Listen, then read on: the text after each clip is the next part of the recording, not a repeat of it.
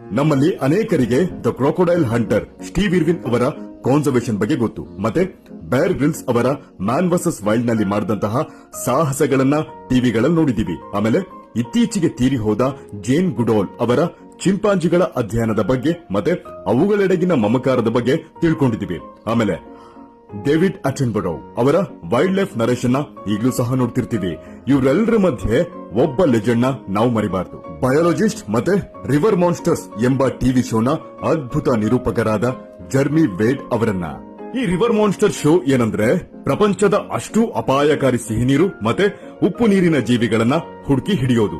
ಸಾಫಿಶ್, fresh water sharks, bull sharks, goliath tiger fish ಮತ್ತೆ 180 ಕೆಜಿಯ joint ಸ್ಟಿಂಗ್ರೇನ ಹಿಡಿದಿರೋದು. ಈ ಮನುಷ್ಯನ ಸ್ವಭಾವ ಹೇಗಂದ್ರೆ ಯಾರಾದ್ರೂ ಅದನ್ನ ನಿನ್ ಕೈಲಿ ಹಿಡಿಯೋಕಾಗಲ್ಲ ಅಂದ್ರೆ ಹೇಗಾದ್ರೂ ಮಾಡಿ ಅದನ್ನ ಹಿಡಿಯೋದು. ಹೀಗೆ ಹಿಡಿದು ಸೂಪರ್ ಹಿಟ್ ಆಗಿ ಒಳ್ಳೆ ಆದಾಯ ತಂದುಕೊಡ್ತಿದ್ದ ಈ ಶೋನ ಏಕಾಏಕಿ ಸ್ಟಾಪ್ ಮಾಡಾಕಿದ್ರು. ಯಾಕಂದ್ರೆ ಹಿಡಿಯೋಕೆ ಅಲ್ಲಿ ಏನು ಉಳಿದಿರಲಿಲ್ಲ. 9 ಸೀಸನ್ ಇತ್ತು. ಯಾಕಂತ ಕೇಳಿದ್ರೆ ಹೀರೋ ಬರೋ ಅಷ್ಟು ಪ್ರಾಣಿಗಳನ್ನೆಲ್ಲ ಹಿಡಿದಾಕದ್ಮೇಲೆ ಇನ್ನೇನ್ ಶೋ ಮಾಡೋದು ಬದ್ನೆಕಾಯಿ, ಅದಕ್ಕೆ ವೈಂಡ್ ಅಪ್ ಮಾಡಾಕಿದ್ವಿ ಅಂತಾರೆ ಪ್ರೊಡ್ಯೂಸರ್ಸ್.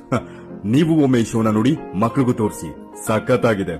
ಇಷ್ಟೇ ಮ್ಯಾಟ್ರು. ಬರ್ತೀನಿ, ಬಾಯ್.